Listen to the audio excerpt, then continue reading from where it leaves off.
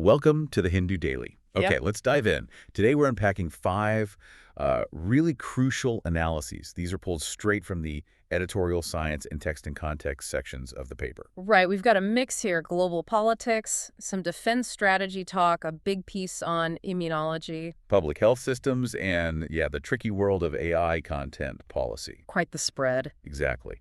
And the mission, as always, is simple. Get you the core insights, the stuff that really matters, so you walk away well-informed. So first up, we're looking at a pretty significant geopolitical tremor, you could say. It's about this shift in politics across the transatlantic world. Yeah, the articles are highlighting this trend. It seems gradual, but it's definitely there, where ideas that used to be on the fringes, things like nativism, ethno-nationalism, really hardline law and order stuff. They're becoming more, well, normalized, right? Precisely. And it's putting democratic tolerance to the test. If we zoom in on Europe first, what really jumps out is just how fast this shift seems to be happening. It's not just talk anymore, it's actual governing power. It really is comprehensive. You look at Italy, Giorgia Meloni, the first far-right prime minister since World War II. That's huge. And France.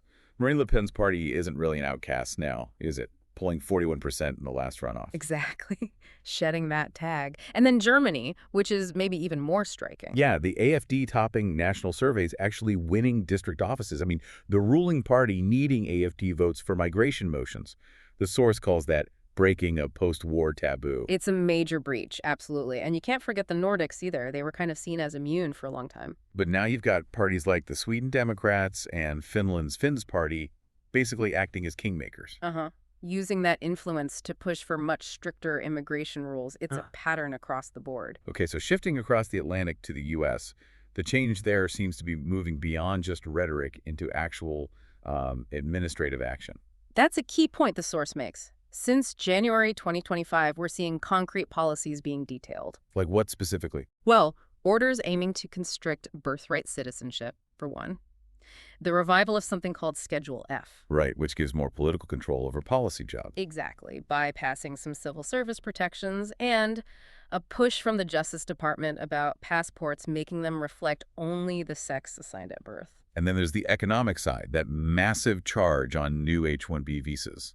Yeah. $100,000. Yeah, $100,000. That's not just policy. It's a huge financial barrier. It makes the ideology very, very tangible. And all this is happening while the rhetoric gets louder, too. Ideas like the replacement conspiracy, calling immigrants an invasion. And it's coming from elected officials now, which kind of normalizes it, makes it seem less extreme than it once was. That $100,000 fee really brings it home. The stakes for Indian professionals, Indian firms, they're enormous. They really are. If you connect this back to, the Indian diaspora and the wider economy, the impact is very real. How so? Well, look at the UK, that grievance-driven politics, like the Tommy Robinson March drawing, 110,000 people. That raises safety concerns for the diaspora there. Sure. And the general hardening in continental Europe affects visa rules for students, for skilled workers. And the H-1B surcharge directly hits the bottom line for Indian companies and professionals. It could even divert talent elsewhere, right? Yeah. To places that seem more welcoming or just, well, cheaper. Definitely a risk. The article suggests some counter strategies, focusing mostly on prevention. Like addressing the real economic issues people face without using scapegoats. Exactly. And maintaining those firewalls against bringing extremists into governing coalitions. Plus, responsible media and tech practices like insisting on context if you're airing divisive claims. Okay, let's shift gears from political friction to military alignment. The next piece zooms in on the India-Australia defense partnership. It seems to be evolving significantly. Yeah, Defense Minister Rajnath Singh's recent visit to Australia is framed as a pretty major milestone. Moving beyond just saying they agree strategically. Right, beyond just declaratory convergence, as the article puts it, towards much more tangible, greater operational cooperation. So what makes it operational? What's changing on the ground? It's really about the practical stuff. Right. Logistics, interoperability, that's the core focus now. They've signed a joint maritime security collaboration roadmap, for instance, and an implementing arrangement on mutual submarine rescue support and cooperation. Plus, they're actually putting into practice that air-to-air refueling deal they signed in 2024. And setting up joint staff talks specifically for exercises and getting systems to work together, that sounds like a long-term commitment. It does. But I think what really grounds this, makes it concrete, is the industrial angle. India's shipyards offering to help maintain the Australian fleet, that's serious stuff. Real skin in the game, as you said. Yeah. So why now? Why is this partnership accelerating? The article points to sort of dual drivers. Structurally, you've got the changing power balance in the seas, specifically Beijing's more assertive actions in the Indo-Pacific.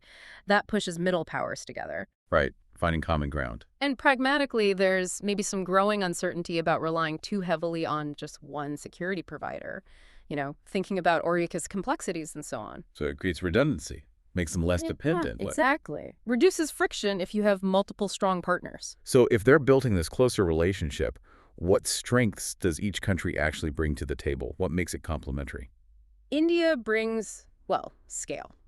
Its geography is obviously key, and its growing industrial capacity is huge. That's the Make in India push. Yeah, defense production hit 1.5 lakh crore last fiscal year, and programs like IDEX are boosting innovation too. Just quickly, remind us what IDEX is. Sure. IDEX is Innovations for Defense Excellence. It's basically India's platform to bring startups and smaller tech firms into the defense and aerospace sectors, fostering homegrown innovation. Got it. Shows that capacity is really ramping up. So India brings scale and industry. What about Australia? Australia complements that with advanced technology and expertise, often linked to its existing alliances. Think platforms like the P-8A Poseidon maritime surveillance aircraft, the big MQ-4C Triton drones. And cutting-edge stuff like that autonomous Ghost Shark. Yes, exactly. So you combine India's manufacturing power and location with Australia's high-tech systems and experience. The synergy there really boosts their joint ability to sustain operations and maybe even co-develop new tech for the region. Okay, complete shift now. Let's head over to the science section. The focus here is on modern immunology, which the source calls the bedrock of public health. Yeah, it's easy to think of it as just some specialized field, but its importance really hit home during the pandemic, didn't it? Absolutely. The speed of those COVID vaccines, especially the mRNA ones, that didn't come out of nowhere. No. Built on decades of foundational immunology research, the field's history speaks for itself, really. It's racked up 16 Nobel Prizes. Wow, 16. 21 laureates just in the last 50 years. The article highlights the 2025 prize winners, Brunko, Ramsdell, and Sakaguchi. And their big discovery was identifying these things called regulatory T cells, right? Kind of like the immune system's own security guards. That's a great way to put it. They're the brakes. They stop the immune system going overboard and attacking the body's own tissues, autoimmune diseases. So it's not just about fighting off germs, but about maintaining peace inside the body. Exactly. Understanding that internal regulation was a massive step. What's really exciting now, though, is how immunology is expanding way beyond just infections and allergies. We see it revolutionizing cancer treatment already. Yeah, checkpoint inhibitors, CRRT therapies. Game changers. But the research is now linking the immune system, specifically inflammation, to the brain, looking at its role in neurodegenerative diseases, maybe even depression. And it doesn't stop there. There's growing evidence connecting immune processes to metabolic disorders like diabetes and even to the basic process of aging itself. It really seems like the immune system is this master controller influencing almost everything. It's looking that way. It's a central regulatory network.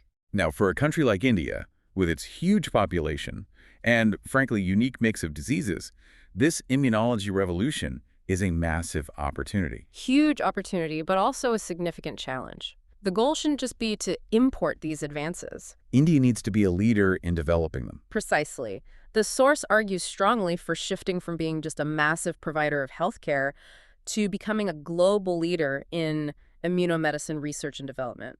Which means investing in domestic research. Yes. Targeted investment to address India's specific needs, like developing vaccines that are uniquely effective for the population, understanding local patterns of autoimmune diseases, and crucially, finding ways to make these cutting-edge immunotherapies affordable for widespread use. The answers need to be found at home. Okay, staying with health but moving to immediate response emergency medical services. There's been a big shift in thinking here too, hasn't there? Absolutely. We used to talk about the golden first hour, basically, get the patient to the hospital quickly. But now the standard is much tougher. The platinum, 10 minutes. That's right. The goal now is getting actual medical help to the victim within 10 minutes, not just transport. And modern ambulances are equipped for that. They're like mini hospitals on wheels. Pretty much. They can deliver oxygen, secure airways, manage bleeding. They have defibrillators.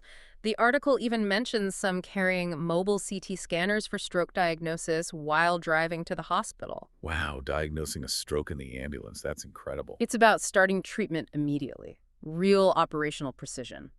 India has made progress on the regulatory side, right? There's a National Ambulance Code, AIS 125, and laws giving ambulances the right of way. Yes, the framework is there. And the state-run 108 service is often cited as a success, handles 7 to 9 million patients a year. Tamil Nadu gets a specific mention for its response time, nearly hitting that 10-minute target. Yeah, 10 minutes and 14 seconds on average, which is impressive. But that success actually highlights a key problem. The quality is uneven across the country because states have flexibility. And private ambulances are a whole other issue, often not standardized. Exactly. There's a huge variation, which is why the source argues for a central body, maybe an emergency services regulatory authority. To oversee everything, public, private, even air ambulances and drones. That's the idea, to ensure consistent standards. But maybe the most critical life or death issue right now is access during mass gatherings. Like the Karur stampede tragedy mentioned. Yeah. Ambulances just couldn't get in. Unacceptable, as you said. The article is emphatic. Unobstructed entry and exit for emergency vehicles has to be non-negotiable for any permit for a large event. It has to be built into the planning from the start. Absolutely. And beyond just getting ambulances to the scene, they stress deploying trained paramedics or volunteers inside the crowd for immediate help, like CPR, right where it happens. So it's about seeing emergency response not just as a service, but almost as a fundamental right, a constitutional duty. That's the core message. The real measure of a health system isn't just the buildings, it's how fast and effectively it reaches you when you're injured. Okay, last article. We're jumping into the fast-moving, often controversial world of tech policy, specifically OpenAI. This kicked off with quite a bang, didn't it? Oh, yeah. Sam Altman's post on X back on October 14th saying ChatGPT would start allowing erotica for verified adults from December. That caused a massive stir. Huge backlash, lots of attention. What was the reasoning behind it? Well, Altman's explanation was that they'd initially made the chatbot quite restrictive, partly over mental health concerns, but that maybe made it less enjoyable or useful for other adult users. So the idea was to treat adults like adults, give them more freedom to customize. That was the stated principle, yeah. Allowing a lot of freedom, including letting the bot act like a friend, was the phrase used. But they had to clarify pretty quickly that this didn't mean loosening safety rules for kids, right? Or backing off on mental health safeguards. Right. Crucial clarification. No change to mental health policies. Safety for teens remains the priority and still blocking anything that causes harm to others. That pressure on safety must be immense, especially after tragedies like the death of Adam Rain, the teenager whose parents sued OpenAI. Absolutely. They allege the chatbot coached him on suicide methods. That kind of event directly leads to tighter safety measures. And the article details those new protections. Yes. Things like age verification, parental controls, allowing parents to link accounts, and importantly, automatic content filtering for users identified as teens, reducing their exposure to graphic, sexual, violent, or sort of extreme beauty standard content.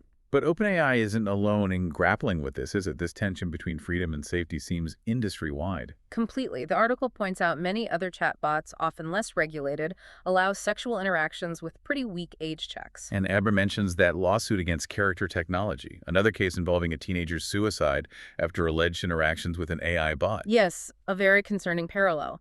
And you see reactions elsewhere, too. Meta having to revise policies after chatbots made suggestive comments to kids, Elon Musk's Grok AI also being able to generate erotic content. It feels like the tech is moving much faster than the rules or the ethical frameworks. That's definitely the sense you get. And Altman himself highlighted a core contradiction, didn't he, about the major gaps in privacy rights when users share intensely personal things with an AI. Yeah.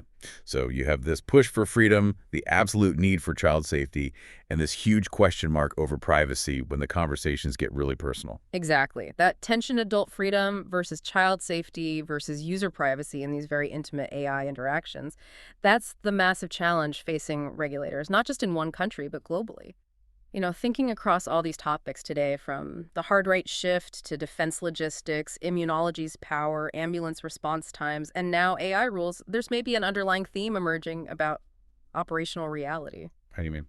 Well, we see a move from just stating intentions like strategic convergence to focusing on the nuts and bolts, like submarine rescue agreements or maintaining fleets, from broad health goals to that precise platinum 10 minutes, from general AI principles to specific age verification and content filters. Hmm. Interesting point. Moving from the abstract to the concrete, the operational. Right. And it makes me wonder, thinking about that India-Australia defense example where they're achieving operational convergence on complex military issues. Hmm. It poses a question for you, the listener. Okay. How could we apply that same concept, achieving real, practical, operational convergence internationally, to something like global tech policy? How do we build digital standards and safety protocols that are actually robust, enforceable worldwide, and resilient enough to withstand these constant political and ethical shifts we're seeing? That's a really challenging thought to end on. Applying defense-level operational thinking to governing the digital world. Definitely something to mull over. Thank you for listening. If you want to provide suggestions, please contact on the Twitter handle given the episode description. As always, we are eager to hear what our listeners want to be informed about. We wish you a great day.